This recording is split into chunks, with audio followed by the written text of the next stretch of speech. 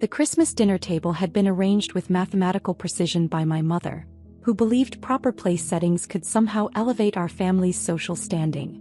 Sarah commanded the seat of honor to Dad's right, wearing a charcoal Armani blazer that probably cost more than my monthly warehouse salary. Her startup, TechFlow Solutions, had completed what she constantly referred to as their Series B funding round, venture capital terminology she wielded like a weapon in every family conversation for the past 6 months. The due diligence process was absolutely brutal, Sarah declared, adjusting her designer watch as she carved her prime rib.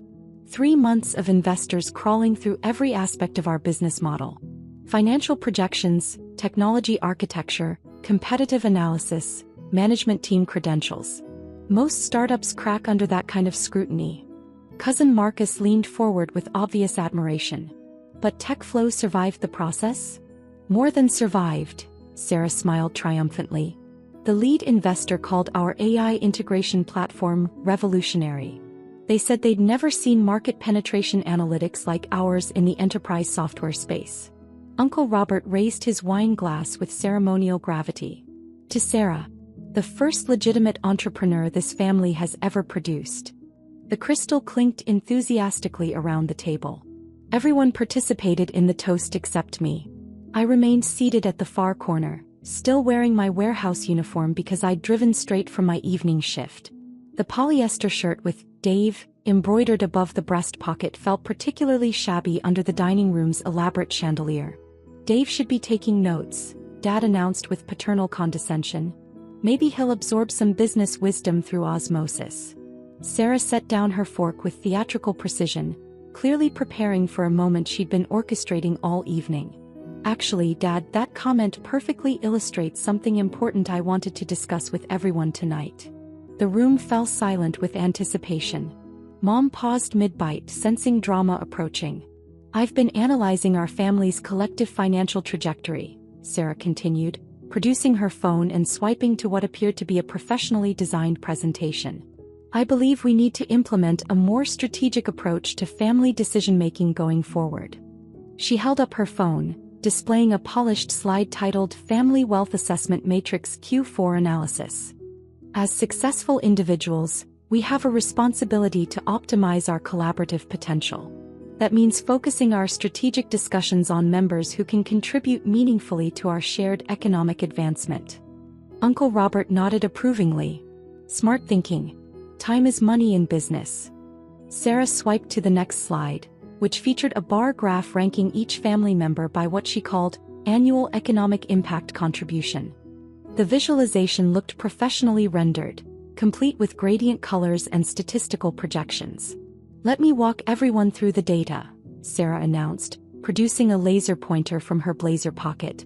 Uncle Robert's construction empire generates approximately $2.3 million in annual revenue, with profit margins consistently exceeding industry standards. The red dot illuminated Robert's name at the top of the chart. He straightened in his chair with visible pride. Dad's accounting practice maintains a client portfolio worth $1.8 million annually, with exceptional retention rates and expansion potential in the corporate tax preparation sector. Dad beamed as the laser highlighted his position on the graph. Mom's real estate investment portfolio produces $900,000 in passive income yearly, with appreciating asset values in 3 key metropolitan markets. Mom actually blushed at the recognition. Sarah, you've really done your homework. Marcus just earned promotion to regional sales director at his pharmaceutical company. That translates to $450,000 in annual compensation, plus performance bonuses that could push him well into 6-figure territory. Marcus raised his glass in appreciation. The research phase paid off, apparently. Sarah continued through the family roster, assigning specific dollar values to everyone's professional achievements and investment portfolios. Each person received detailed analysis of their economic contributions, complete with growth projections and strategic recommendations. And finally, Sarah paused dramatically, allowing the laser pointer to drift toward the bottom of her chart. We have Dave. The red dot landed on a bar so small it barely registered on the graph scale. Warehouse operations specialist. $38,000 annual salary, no performance bonuses, no advancement track. Zero investment portfolio, no real estate holdings, no business ventures, no strategic partnerships. Essentially no measurable contribution to collective family wealth generation. The silence stretched uncomfortably. I continued eating my dinner, focusing on the perfectly prepared vegetables Mom had spent hours preparing. Now, I want to emphasize that everyone has value, Sarah added quickly, though her tone suggested otherwise. But from a purely strategic standpoint, family meetings should prioritize discussions that require genuine business sophistication. Cousin Jenny shifted uncomfortably. What exactly are you proposing? Sarah clicked to her final slide. Optimized family governance structure implementation timeline. Starting next quarter, our strategic planning sessions will be limited to contributing members only. People who understand market dynamics, investment strategies, profit optimization, scaling methodologies. People who speak fluent business. She gestured around the table with her laser pointer. Everyone here except Dave operates in high-level professional environments. You understand equity structures, valuation models, competitive positioning, stakeholder management. Uncle Robert nodded thoughtfully. It makes sense. Strategic discussions require strategic minds. Exactly, Sarah continued. Dave works an hourly position in a warehouse. He punches a time clock, follows assembly procedures, takes lunch breaks when a bell rings. That's fine for what it is, but it doesn't translate to understanding venture capital dynamics or market penetration strategies. She looked directly at me for the first time all evening, her expression mixing pity with determination. No offense, Dave, but when we're discussing portfolio diversification or acquisition targets or IPO timing, those conversations would be completely over your head. You'd be sitting there confused while everyone else engages in sophisticated business dialogue. That makes sense, I replied calmly, returning my attention to my plate. See. Sarah smiled with obvious satisfaction. Dave understands his limitations. He's not interested in pretending he belongs in discussions about things he doesn't comprehend. Dad cleared his throat approvingly. So how would this work practically? Sarah clicked back to her implementation timeline. Regular family gatherings continue as normal, birthdays, holidays, casual dinners. Everyone participates in social events. But strategic business meetings, investment discussions, wealth management planning sessions, those become contributor exclusive. When would these meetings happen? Mom asked. I was thinking monthly, rotating between our offices and homes. Next week, for instance, I could host everyone at TechFlow's headquarters downtown. Show you our development labs, introduce you to our advisory board, demonstrate our proprietary algorithms. Marcus looked intrigued.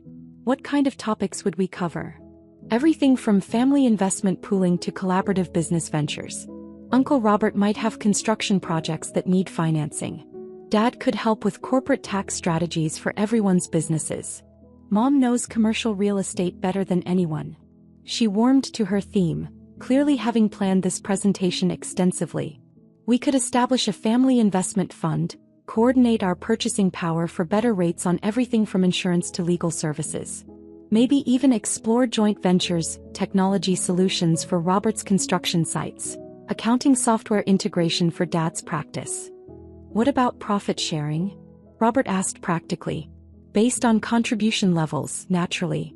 The people bringing real capital and expertise to the table would see proportional returns on collaborative investments. Jenny glanced at me apologetically. And Dave would just not participate? Sarah shrugged with practiced nonchalance. Dave benefits indirectly from family wealth optimization, obviously.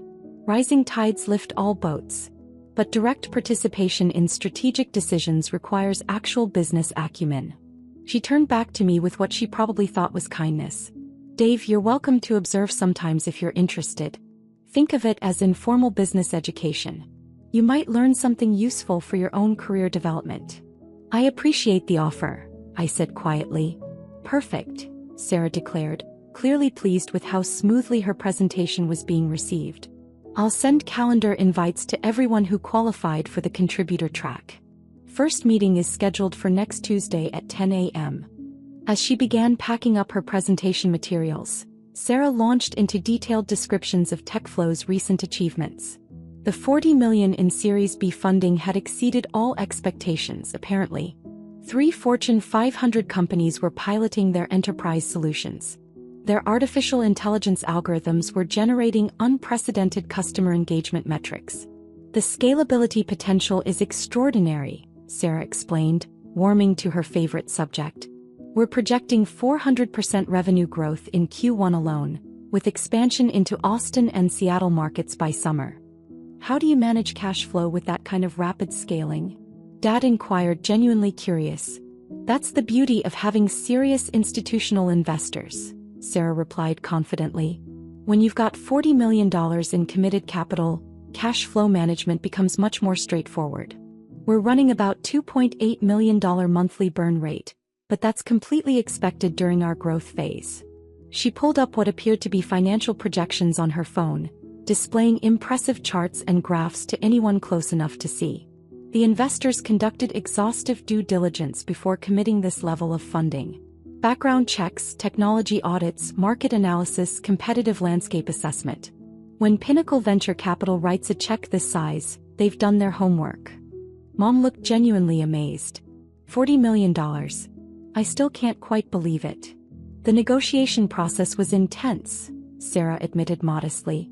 Pinnacle's partners are notoriously selective. They typically only fund companies with proven management teams and revolutionary technology platforms. She glanced meaningfully around the table. My computer science background from MIT and my previous experience in Google's AI division really distinguished TechFlow from other startups competing for their attention. Cousin Jenny looked puzzled. Wait, I thought you studied communications at State University? Sarah waved dismissively. I completed additional coursework through MIT's executive education program, plus extensive professional development at Google. Same technical foundation, really. The conversation continued for another hour, with Sarah providing increasingly detailed explanations of venture capital dynamics, artificial intelligence applications, and her company's proprietary technological advantages. Everyone listened with rapt attention, asking sophisticated questions about market positioning and competitive differentiation. I finished my dinner in comfortable silence, occasionally nodding when someone made eye contact, but primarily just observing the family's genuine fascination with Sarah's entrepreneurial success story. The most exciting development, Sarah concluded as Mom began serving her famous apple pie, is that several board members want me to consider launching my own venture capital fund eventually. Give back to the entrepreneur community, mentor the next generation of innovative startups. Your own venture fund? Dad looked impressed. What kind of capital commitment would something like that require? Probably start modestly, maybe $50 or $60 million for the initial fund, Sarah replied as casually as discussing lunch plans. But with the right limited partners and a solid track record, you can scale to hundreds of millions pretty quickly. Limited partners? Mom asked. The institutional investors who provide capital to venture funds, Sarah explained patiently. Pension funds, university endowments, family offices, sovereign wealth funds. That's where the real money originates. As family members began gathering their coats and preparing to leave, Sarah made a point of distributing business cards for TechFlow Solutions. The cards featured embossed lettering and what appeared to be a holographic company logo. I'll have my executive assistant send formal invitations for next week's meeting, she announced, carefully avoiding eye contact with me. Contributors only, of course. After everyone departed, I helped Mom load the dishwasher and wrap leftover food. She couldn't stop talking about Sarah's incredible achievements and wondering aloud how one daughter could be so naturally brilliant with technology and business, while her son was content with such a simple life. I drove home to my modest one-bedroom apartment, took a long shower and settled into my home office chair. The evening had unfolded exactly as I'd anticipated. Sarah had been building toward this formal exclusion for months, gradually establishing herself as the family's resident business expert while positioning me as the well-meaning but financially naive younger brother. My phone buzzed with a text message from Sarah. Thanks for being so understanding tonight. I know the contributor thing might seem harsh, but it's really about maximizing everyone's potential. Most people in your position would probably feel jealous or resentful. Shows real emotional maturity on your part. Smiling face with smiling eyes. I typed back simply, "Congratulations on everything you've accomplished." Then I opened my encrypted laptop and composed a secure email to my longtime attorney, Michael Chin, who had been managing my private business affairs for the past 8 years. "Michael, please execute immediate termination of funding agreement TF 2024, A per section 15.3 of the dissolution clause. Effective tomorrow morning at market open, discontinue all capital transfers to TechFlow Solutions. Implement standard 48-hour wind-down protocol as outlined in our previous discussions. All documentation should reference the predetermined termination triggers we established." I copied my portfolio manager at Meridian Capital Management, Patricia. "Execute termination order for TechFlow Solutions funding effective 9 a.m. Eastern tomorrow. Reference Michael Chin at Chin and Associates for complete legal documentation. All $40 million in committed capital should be withdrawn immediately per our original agreement structure.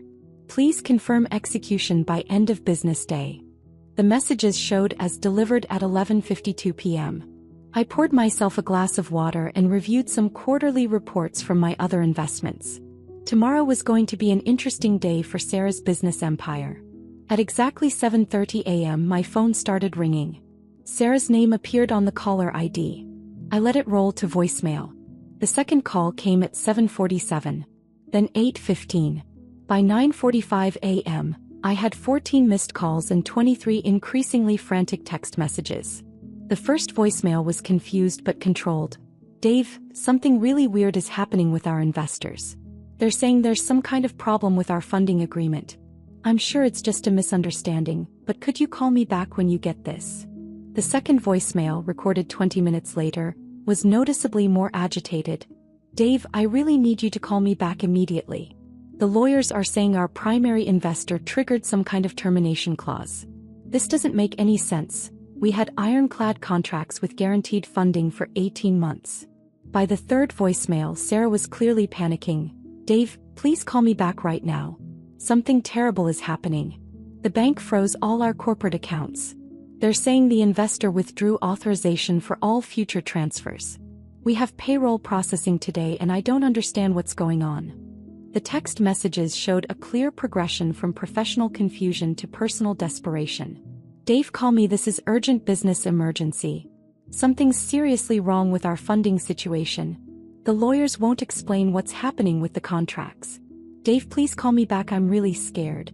I think someone's deliberately trying to destroy TechFlow. The entire staff is asking questions I can't answer. Dave, I know we haven't been close lately, but I really need family right now. This is the worst day of my entire life." At 10:20 a.m. Mom called. "Dave, honey," Sarah phoned me crying hysterically. "Something devastating happened overnight with her company. The investors pulled out completely with no warning. Do you know anything about business law? Maybe there's some way you could help her figure out what went wrong." "I don't really understand that kind of sophisticated financial stuff," I replied honestly. "She worked so incredibly hard building that company. I can't comprehend how investors can just change their minds like that without any explanation." At 11:35 a.m. Sarah called again. This time I answered. "Dave," she sobbed into the phone, her voice raw from crying. "Oh, thank God you picked up. Something absolutely horrible happened. Someone completely destroyed my company overnight." "What do you mean destroyed?" I asked calmly. "The investor, the one who gave us the 40 million, they terminated our entire agreement. Just like that. No explanation, no warning, no negotiation. The lawyers are saying there was some clause buried in our contracts that allowed them to withdraw all funding with only 48 hours notice." "That seems like an unusual contract structure," I observed. "That's exactly what I said. It doesn't make any business sense. We went through months of due diligence, we had comprehensive legal protections, we had guaranteed funding commitments. How can someone just decide to take back $40 million? I could hear her hyperventilating between sentences. Sarah tried to breathe slowly. "What exactly did the lawyers explain about this termination clause?" "They said our primary investor, some entity called Meridian Holdings, exercised a unilateral termination provision. But Dave, I don't even remember signing anything with Meridian Holdings. Our investor was supposed to be Pinnacle Venture Capital. Maybe Pinnacle works through subsidiary companies?" I suggested. That's what I thought initially, but when I called Pinnacle directly, they told me they've never heard of TechFlow Solutions. They have zero records of any investment discussions, no documentation, no contact history. Nothing. Sarah paused and I could hear papers rustling in the background. Dave, I'm starting to think someone was impersonating legitimate investors this entire time. I think someone created fake companies and fake contracts and gave us fake money, then took it all back just to watch us collapse. Why would anyone go through such elaborate deception? I have no idea, she wailed. Maybe industrial espionage? Maybe a competitor wanted to steal our technology? Maybe someone with a personal vendetta against me?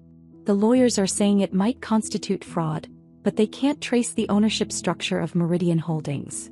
At 1:45 p.m. Uncle Robert called. Dave, your sister called me about some kind of business disaster. Apparently her investors pulled out overnight. She's asking if I know any lawyers who specialize in investment fraud. Do you have any idea what might have happened? Not really, I said. Sarah knows much more about business than I do. This whole situation sounds extremely suspicious. Legitimate venture capital firms don't just evaporate $40 million without proper legal procedures. At 2:30 p.m., my attorney Michael called to confirm completion of the termination process.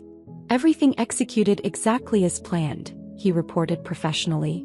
TechFlow's corporate accounts have been frozen, all funding agreements officially terminated, all future capital commitments voided. Ms. Sarah Martinez received proper legal notification through established channels. Any complications with the dissolution?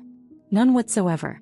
The contracts you instructed me to draft 18 months ago were completely airtight. She signed every document, including the 48-hour termination clause requiring no cause or justification. Everything was perfectly legal and precisely documented. What about the Meridian Holdings entity? Dissolved according to plan. All corporate documentation sealed for 7 years per Nevada privacy statutes. No traceable connections to any of your other business entities or personal assets. That evening around 6 p.m. Sarah called one final time. Dave, I need to ask you something personal and please don't take this the wrong way. Okay. Last night at dinner when everyone was laughing about the business meeting exclusion thing, you seemed, I don't know, unusually calm. Most people would have been angry or hurt or embarrassed. I wasn't angry, I said truthfully. But weren't you at least hurt? When I basically announced that you weren't smart enough to participate in family business discussions anymore. I considered this carefully. Sarah, you made a decision based on what you genuinely believed was best for everyone involved. I can respect that reasoning. She was quiet for a long moment, and I could hear her breathing slowly on the other end of the line. Dave, do you think this could be karma? Like the universe somehow punishing me for being cruel to you? I don't really believe in cosmic justice, I replied. Because if this is some kind of karmic retribution, I want you to know that I'm truly sorry. I never meant to hurt your feelings. I was so proud of what I thought I'd accomplished, and I wanted respect from everyone in the family, and I thought excluding you would make me seem more professional. Sarah, you don't need to apologize for being successful. But I wasn't actually successful, she cried. None of it was real. Someone was manipulating me this entire time. They gave me fake money and let me pretend to be important and brilliant, then they took it all away just to humiliate me in front of everyone. I'm genuinely sorry this happened to you. The absolute worst part is that I have to face everyone at next week's family meeting. I have to explain that there is no company, there never was $40 million in real funding, and I'm not the brilliant entrepreneur I pretended to be. She started sobbing again, deep wrenching sounds that made my chest tighten with sympathy. Dave, will you please come to the meeting? I know I said you weren't qualified to participate, but I can't face everyone alone. I need at least one person there who won't judge me. Of course I'll be there, I said immediately. Thank you, Dave. Maybe you could sit next to me this time? Instead of way down at the end of the table where I banished you. If that's what you want. The family meeting had been scheduled for the following Tuesday at Sarah's downtown office. Except Sarah no longer maintained an office downtown. The building's management company had terminated her lease that morning when TechFlow's bank accounts were frozen and rent payments bounced. Instead, we reconvened in Mom and Dad's living room. Sarah sat curled up on the sofa looking like she hadn't slept in a week.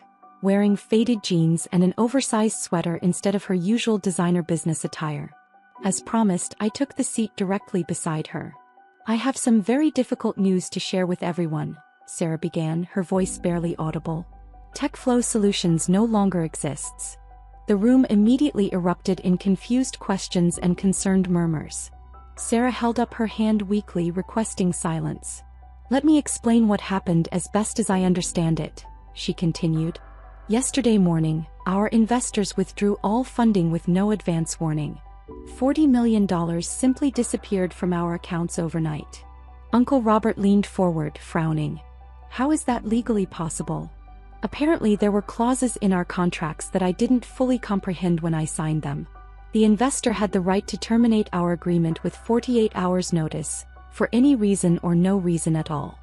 Dad looked stunned. "Sarah, how do you sign a $40 million contract without understanding the termination provisions?" Sarah's eyes filled with tears. "Because I'm not actually as smart about business as I pretended to be.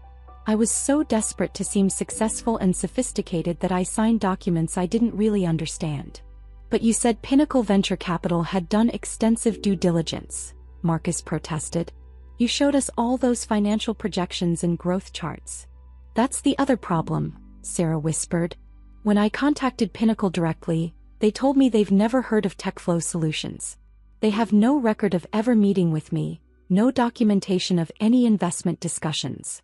The room fell into shocked silence. "So who gave you the $40 million? Jenny asked quietly. "Some company called Meridian Holdings apparently.